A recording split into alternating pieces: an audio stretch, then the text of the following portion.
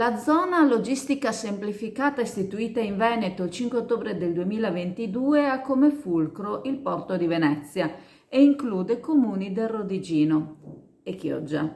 Il progetto è stato portato avanti con l'intento di fornire al Veneto uno strumento per poter dare un nuovo input all'economia della regione. Teoricamente, nell'arco del prossimo decennio potrebbe aumentare l'occupazione di circa 177.000 unità. Potrebbe incrementare l'export di circa il 40%, potrebbero aumentare gli investimenti e il traffico su container. Per quanto riguarda Chioggia, degli eventuali benefici trarrà giovamento solo la zona portuale.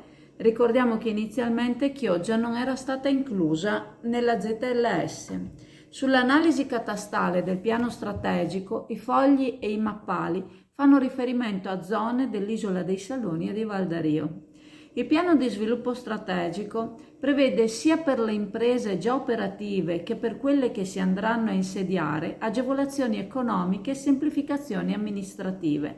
Prevista una diminuzione dei tempi necessari per le procedure necessarie per ottenere le autorizzazioni, servizi dedicati presso i centri per l'impiego, ma anche l'implementazione di interventi specifici, bonus per assunzioni, premialità per accedere a finanziamenti.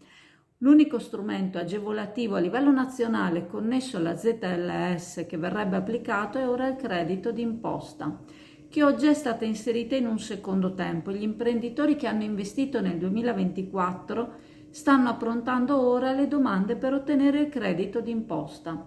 Al momento non sembra sia ancora chiaro se il porto di Chioggia, area Saloni e area Val d'Ario abbiano meno diritto a questo tipo di contributi. Non è ancora certo se coloro che hanno investito nelle aree definite hanno o non hanno diritto, ma è certo che l'ultima modifica fatta sul sito della Regione Veneto, pagina dedicata alla ZLS Venezia Rovigo, è stata fatta solo ieri, 7 gennaio 2025. È cambiato qualcosa? Dragster Italjet, motori ad alta prestazione 125, 200 e 300 cc, telaio fuori dagli schemi con un carattere unico, una guida emozionante, fari full LED, un urban superbike di cui ti innamorerai. Vieni a vederlo da SD Auto, Chioggia, Viale Stazione 36.